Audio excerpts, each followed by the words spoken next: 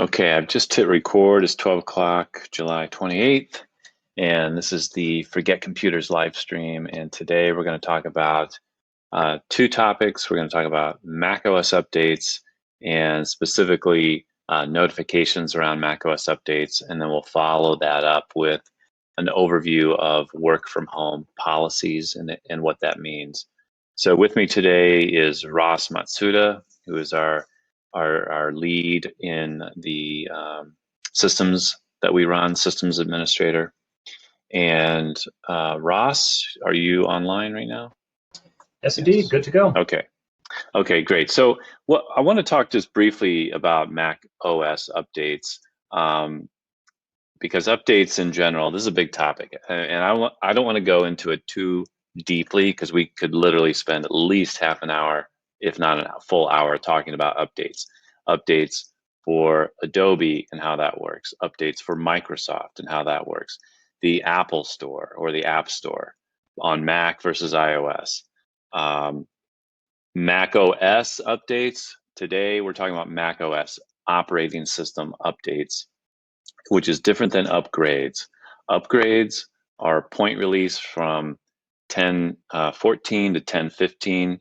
What was 10.14, Ross, the name? That was Mojave.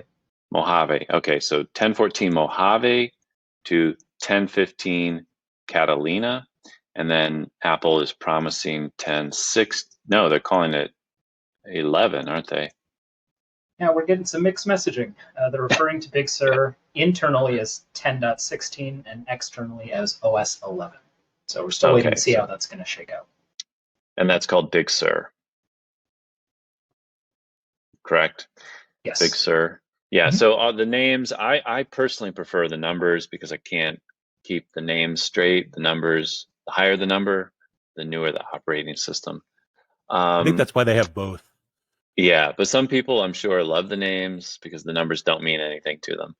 So the latest version today that I won't say most everyone's running because not everyone is running Catalina, but 10.15 Catalina is the latest. And Ross, would you say if you're running 10.14, even 10.13, you're probably okay? But anything older than that? Anything older than that's going to get a little fuzzy. 10.12 and earlier, a lot of applications have dropped support. When developers talk about the versions of operating systems that they are going to continue supporting for patches and security updates, they tend to at most go back 2 operating systems, so whatever the current build is, and then the 2 before it. When Big Sur does come out later on this autumn into early winter, we'll expect that to mean the newest version will be OS 11 or 10.16. And then going 2 back will take us to 10.14 Mojave. So 10.13 probably going to be just fine for a little while, but we are going to want to start upgrading those systems when we can. So speaking of that, this new feature that we're going to be rolling out only works in 10.14 and newer, correct? Correct. This uses a version of Python that is tested and most stable in those newer operating systems. And so we're going to be very careful to make sure that it only deploys on OSs that we've thoroughly vetted and gives people the best experience. So 10.14, 10.15, and then as we get closer to launch, we'll also make sure that we've got a version for 10.16 working the way it should, OS 11. Yeah, so let's talk, if we could, let's do a demo of what this looks like and talk a little bit about why we're doing it. Are you ready for a demo? Let's do a thing. I'm going to go ahead and share my screen here. This is one of my virtual machines where I've got this update prompt pulled up. Just go ahead and get that engage. Open. Yes, indeed. All right, so welcome. This is my Mojave test environment. And you can see this is the new sort of pop-up that users are going to start receiving. It's much larger, but it also contains a lot more valuable information. We've got our branding on there, so everyone will know right away. This is from Forget Computers. This is not some malware or other unprompted thing popping up. And then it'll give you some really helpful information. On the left here, it's just always going to detail information about the computer itself, including days remaining. Anytime we push an update using this framework, it's going to have a due date, a compliance date, to make sure that everyone's got the newest and best security patches on their Macs all across our fleets. And then we've got some body text over here that just explains very briefly what's going on. This is a reminder, there is a security or operating system update available for this Mac.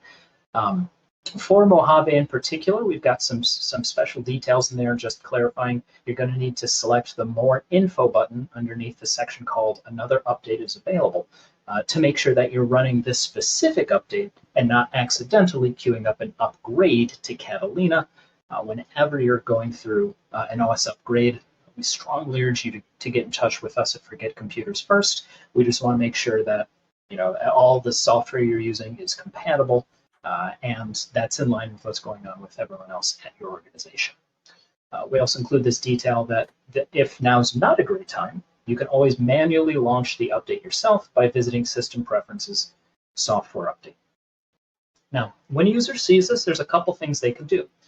If now's a great time to proceed, they can just click Update Machine, and that's going to take them straight over to System Preferences Software Update, where the Mac's going to just take a quick look, see what's available, and then present the user with the updates that are applicable for this machine.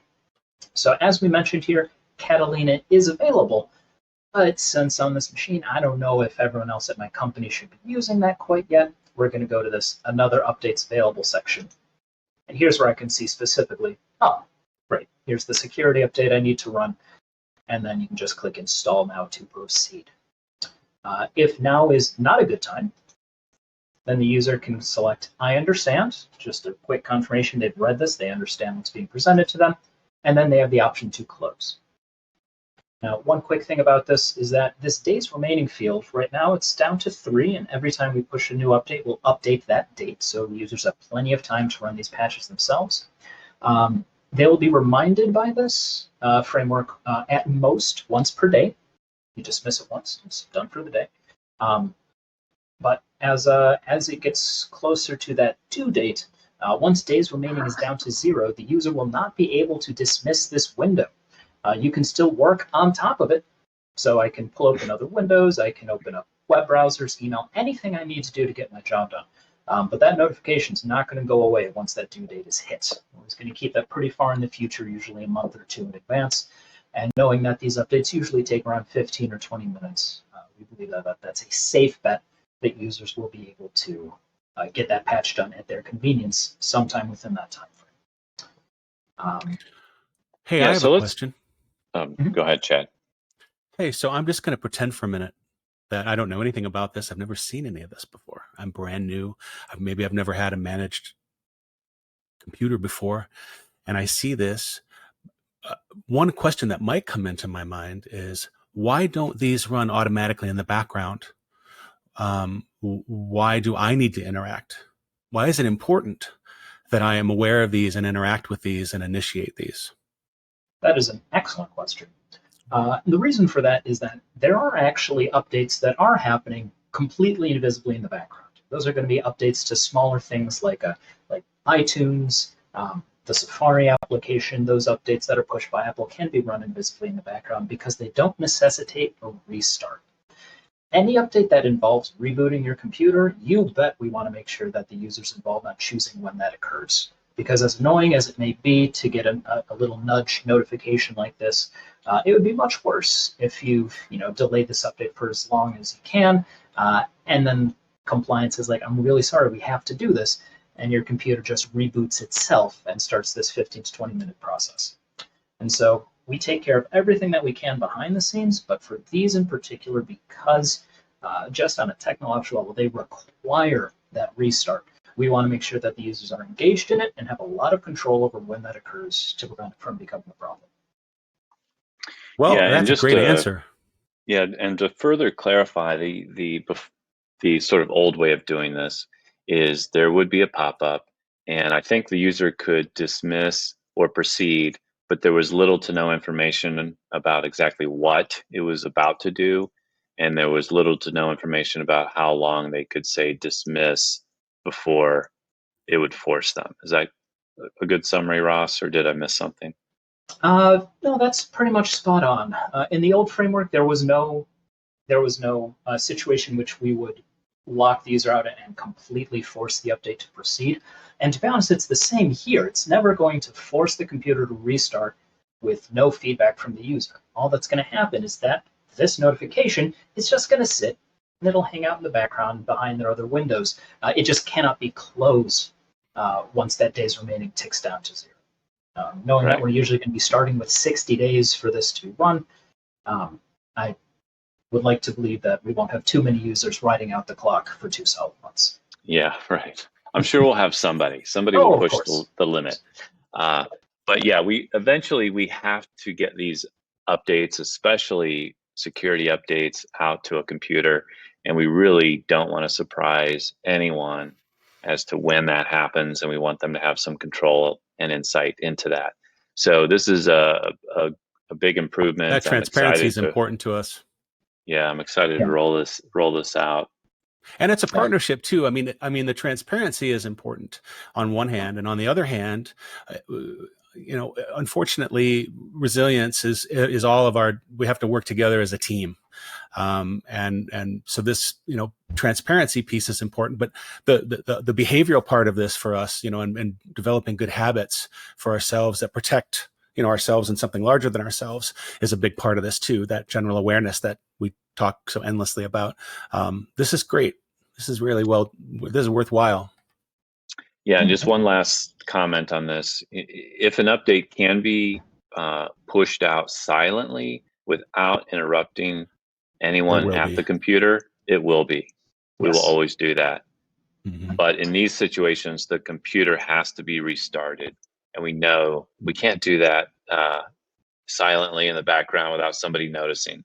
So and it's nice to give folks the benefit of a range of time to do it when it makes the most sense for them productivity wise, and that's the challenge we have to dance around. Is we can't just restart your computer in the middle of something, right?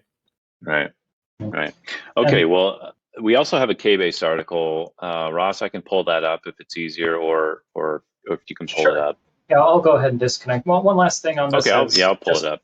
From my end here. The functionality, we've tested the functionality of this, and it's working exactly the way we want. We are going to be making some over-the-hood changes, and so some of the text will likely be updated. We're going to change some of the formatting here as well. And so this is a good introduction for what users are going to see. The finalized notification will look like this, but will likely be a little bit cleaner, and we'll have a couple of other minor changes to the included text. Just to let you know, it will not be an exact facsimile of this text. And we'll continue to make changes as we get feedback. So feedback is important to us. Let us know. Yes. If you do have any feedback, and you should start seeing this in the next couple weeks. Is that right, Ross? Yes, indeed. We're going to be rolling this out just a chunk of computers at a time, starting the first week of August. And it should be live across all of our fleets by the 3rd week of August. So we're between the 15th and the 21st.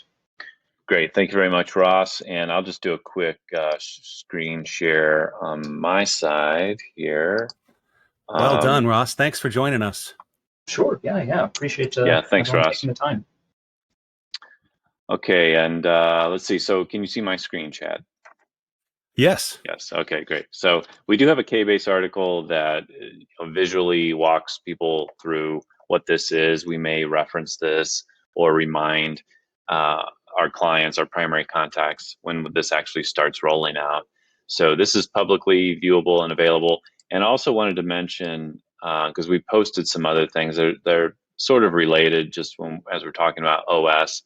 We've got an article here, what can we expect from Mac OS 11, Big Sur, and there's also some information on iOS and iPad and watchOS.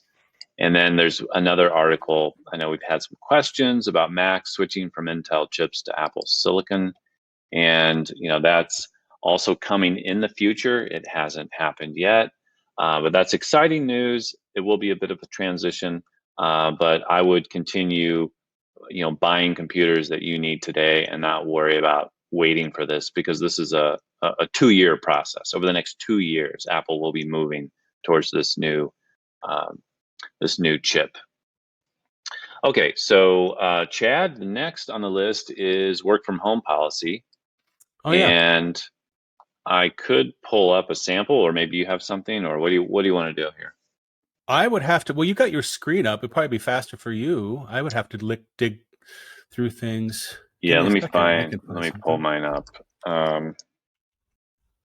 Why don't you go ahead and I'll start looking up the work from home policy that we have, and maybe you can start talking about what is a work from home policy. What does that mean? Oh, sure. Well, I mean, well, I have been explaining it in terms that more, the most people can understand, because it's not what some of us might think. The work from home policy is essentially like an acceptable use policy, right? Which typically exist in organizations already. Most organizations should have an acceptable use policy, which is just a set of it's just a list that says here are the ways that, sanctioned ways that we use technology in this organization, and here are the things we don't want you to do. And that works really well for synchronous work environments, which means that, synchronous in that we all go to work at the same time, we sit in the seat at the same time, we get up out of the seat and we go to lunch at the same time, or, go home at the same time. And it was really, the acceptable use policy was a work from work, policy. Does that make sense? A work from work policy. Yeah. When you're in the office. And so, yeah. And so that's existed, that's been around for a while. But what hasn't really been a part of everyone's, we're unique, for example, as an organization, because, we work distributed for many years, and there are lots of other organizations out there who do that. But the vast majority of organizations out there, this is this asynchronous work environment, meaning that we're working from home. We may not be working at the same times anymore. Some of us, myself included, like I work at all more hours of the day, night, whatever, and mingle life in there, as needed. And for many years, like for maybe in my 20s, especially, I think I worked really hard to separate church from state, so to speak, like play versus, or home versus work, or life versus work, or whatever. And I just beat myself over the head trying to like keep them separate. It wasn't until like, my 30s, I started to learn that, oh, you see, it's like this fabric that this all kind of fits together, right? And that kind of mindset helps in these asynchronous environments. And that's the goal of a work from home policy, is to try to help align the asynchronous, right? Because we haven't really done that before, most of us. And so it's an important kind of a social contract, if you want to think of it in terms of like agile, philosophies and things like that, which is what we've had to do. We've had to build these, new agile processes and some policies to go along with them. Right, Ben? That's right. And yeah, it took me way too long to find our work from home policy, because I was trying to find the original document, which apparently I've hidden away somewhere securely. But It's okay. here's another view of it. I think this is good to show. This is software we use for HR, called Bamboo HR. And it has the ability to upload PDFs and sign those PDFs, or request signatures from employees. So this is and it's our a work from friendly home experience for the policy. employees too, right? I mean, it's a pretty great, both It's sides. really easy Management. to sign. It's easy to create, upload a PDF, add a signature, request the signature, and collect those. And in fact, we recently rolled out a new work from home policy, and this is it as it lives in Bamboo HR. And I can see here that we've got 9 signatures complete, and we've got 3 pending. So it's a great way to also follow up on those people that need a little nudging. And that's me. I'm one of the 3, so I'll Are get you? right on Okay. that. Yeah. I could view the report here and it would tell me, but I'm not going to do that right now. But this is a great way to get to meet compliance, right? I mean, compliance is not just that you create these things, but that you actually share them and people acknowledge that they've received them in some way. So Chad, let's talk through a little bit about how this isn't just a piece of paper you send out to your employees. I mean, we had a meeting with our team about this to kind of let them know what this was about, right? You want to talk, or I could talk about it, but you want to talk about it? Yeah, it's it's really from my perspective, I've been dealing with designing and building different kinds of policies and programs over the years, I would say that this is probably the very best place to start from a policy perspective. Whether it's a work from work policy or work from home policy. In our case now, we have a new coronormal or whatever that everyone's calling, has their own name for it. This is going to be a part of that, whether we like it or not, a work from home policy, because of the way the world's changed.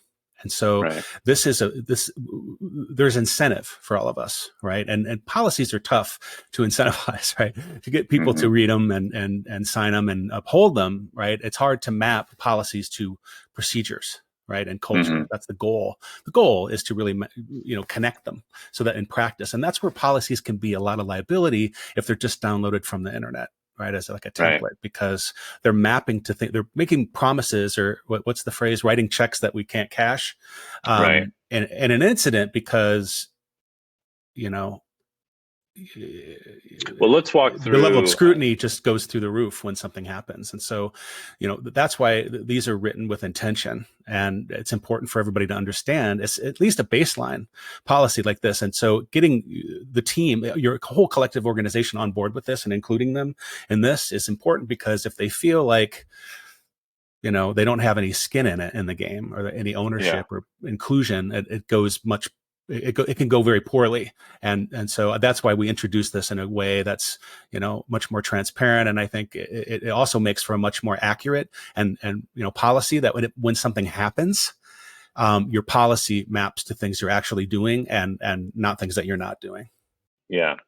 Yeah. And that's super important. You mentioned the scrutiny that happens when something, either goes wrong or just preemptively, when you're going through an audit to prove to a client or vendor or partner that you are being secure with their data. I mean, the level of scrutiny there is higher than normal because they're auditing you, but it's still nowhere near. It's nowhere near an incident response scenario. Yeah, right. It's a totally different sport. Yeah, when the insurance company says we're going to honor this only once you've proven to us that you've done your due diligence to protect what you should have been protecting, right? That's when it goes through. And they know what to look for. I mean, they know all the signs, right? It's not their first Easter Sunday. They're not just rolling in off the street. And so they have a very clear intention in mind when they engage with people. They're like OSHA, right? Like OSHA's not going to show up for less than like $250,000, right? And so it's one of those things that, we can get away with it if you want to, right? If you really want to skirt this stuff. But the problem is, it's kind of like health insurance. Like you could roll the dice and not have health insurance, you easily. But then when you don't have it, it's tragic. I mean, it is monumental. And it's not just crime. I mean, it's important to also, this isn't just, malicious activity. This is just sometimes plain old human error. We deal with it all. We see quite a range of things that fit into this category, don't we, Ben? Yeah. Yeah. I don't know if I can pull a quick example from this policy, but when we talk about scrutiny and we talk about mapping the policy to your workflow and your culture, and the point is that if something happened and an insurance auditor said, we're going to audit you to see whether or not we're going to pay this claim, and they see your policy, you show them your policy. Let's just use this as an example.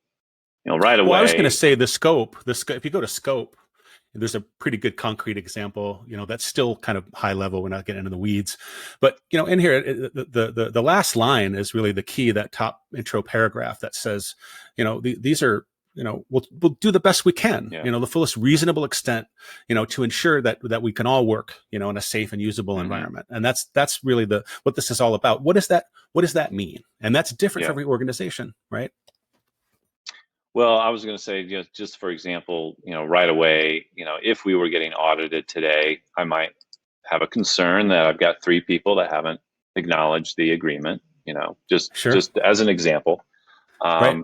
And if I say in the policy that the remote workforce will receive regular behavioral training, then they're probably going to want to see what that means. And this is where people get in trouble with these templates, right, Chad? Is they download the template, They don't They don't read or read it. understand Yeah. everything it says that they're doing. Well, they might do a find replace for the company name. Occasionally, Yeah, right. I see those.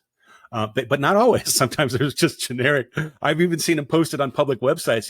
Their privacy policies on their websites that are template. Nobody caught. That no one had changed the company name. And yeah, it's important to take some time to do this stuff. I mean, it really pays off.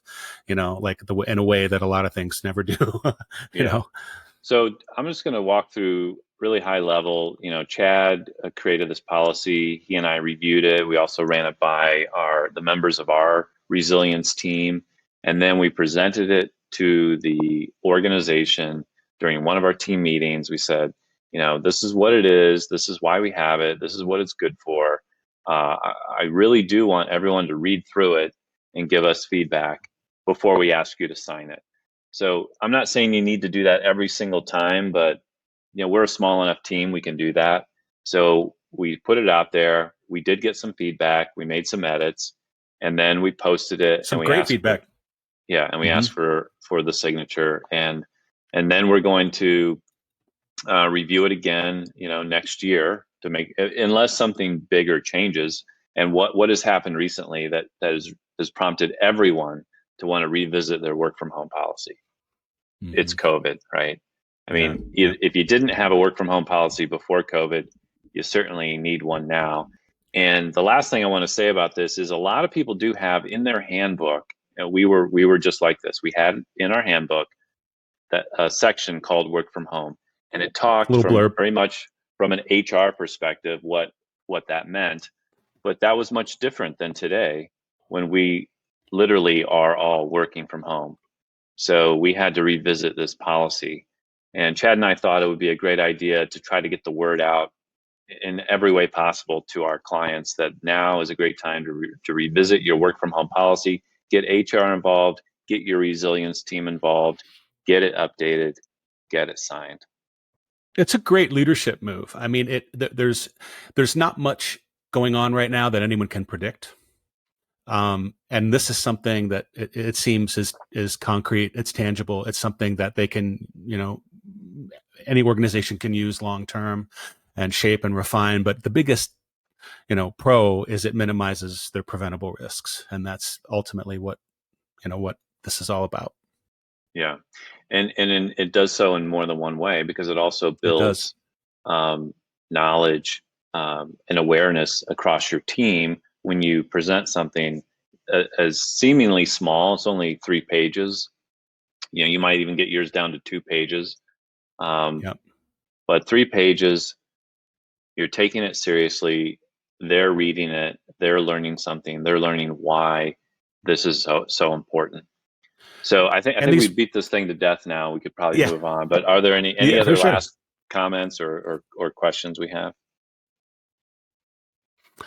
Well, I think one common question that I hear is, how do you manage the community online? Like, who do you put in? Like, who does what? How do you chop up the organizational communication structure? Right, that's a pretty common one.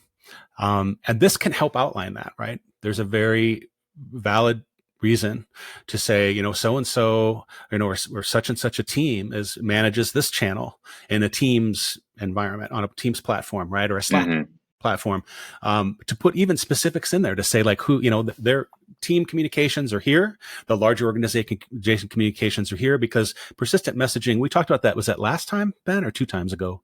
The different types of apps. Yeah. So just to back up, we're talking about how to message a policy in general, or what are we talking about? Well, just in the sense that one of the things that can feature in a work from home policy is, how is an organization going to manage, what's their platform of choice? Is it, for persistent messaging, right? And what are the protocols within that? Like, what are the channels? And it's good to document those things, so people, when they come on board, there's this kind of, united front, but here's how we manage this. Otherwise, there seems to be sometimes a lack of clarity on, boundaries and, kind of domains, because someone who's never, only worked in a synchronous environment come into the office, now they're working in Teams and Slack.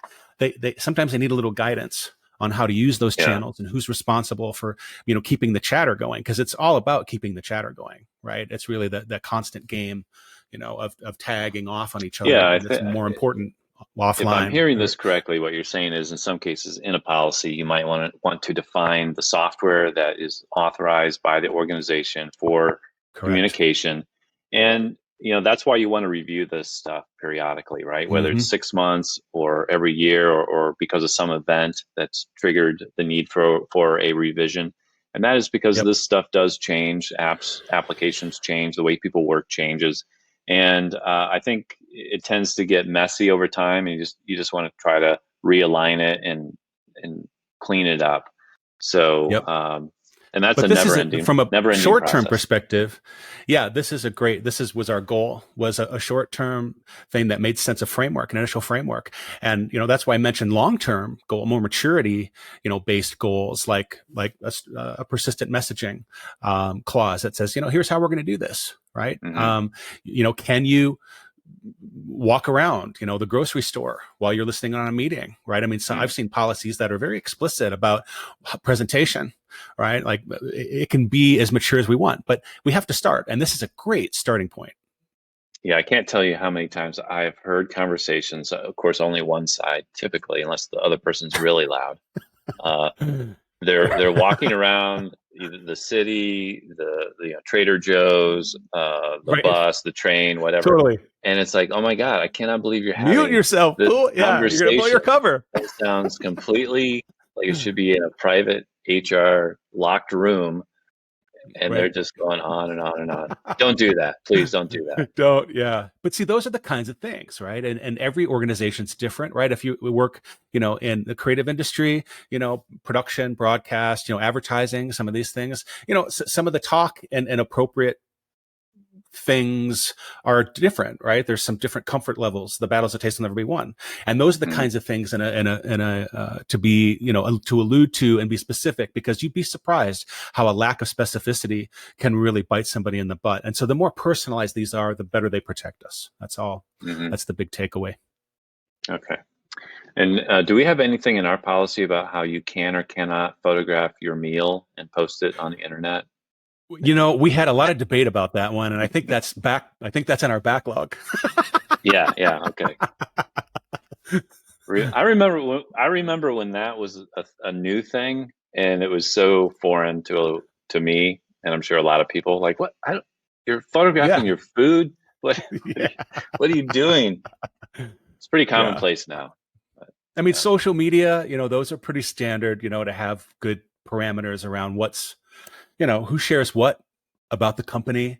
That's always important. That can minimize a lot of liability, right? From a discretion perspective. It's really easy for people want to be helpful and they want to open their mouth and let their brain fall out. And sometimes that's not the best choice. And so that's another, place where that would be appropriate to talk, have that conversation in a policy like this, right? With more specificity. Yeah. Well, I must say, I'm not a big fan of policies. I understand we need to have them, but they're not fun to write. They're not fun to read. But we do have to have them. They're a lot more friendly than if you let the lawyers write them. They can be a lot more friendly. We're trying.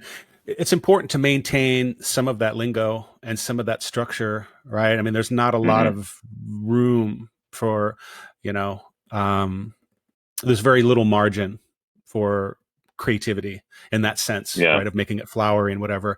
But we can, and we've worked really hard, you and I, Ben, making these, much more conversational and, quite Q&A based kind of thing to make sense to people, because we really need people to have a sense of, at least if they're just getting a glance, that, okay, they can get at least some context. And if that's the best we can hope for, it's a starting point, because we literally all share the same fate in this security and liability, schwack. So it's important to be riding the same wavelength as much as we can. Yeah, and I think the biggest advantage to having these policies is it does force you to sit down, think about how you operate, have a framework that is kind of guiding you to making decisions, to responding to requests, and to having that shared vision across the company of, hey, well, here's how we really want to strive to operate. So it is something that every mature organization should be doing and should have at the very least a handful of policies. Work from home is only one of them. You don't need to go overboard, but you need a few. And maybe we should do another talk where we talk about the basics everyone should have. You know, information security policy, work from home policy, and there's one more that I'm Incident thinking of. response. Incident Third-party response. risk. There's a lot of really important ones that are coming into the mainstream. You know, we're going to start to see a lot of chatter about these things because crime is, you know, criminals unfortunately are opportunistic. And when a lot of people are displaced and cognitively overloaded, you know, that's a prime opportunity for them. And so we've seen these things, you know, soar, the numbers and the types of incidents. And so we can only expect to get better at, you know, preparing for this stuff and being strategically, you know, prepared as much as we can with, you know, within reason, right? I mean, we don't want to famously say we don't want to bring a tank to a knife fight, right? Right. Okay, well, thank you, Chad. And I know Ross had to drop off, but thank you, Ross. And we'll get this recording posted. I want to remind everyone again that our last week recording, Ignite Cloud File Server, if you still have a file server in your office, please watch this because it might change your mind about what you can do with the cloud. And even if you're already using Ignite, there were some things I learned because we had Ignite as a guest. So they taught me some things about Ignite. So I recommend this. And yeah, we'll see you next week.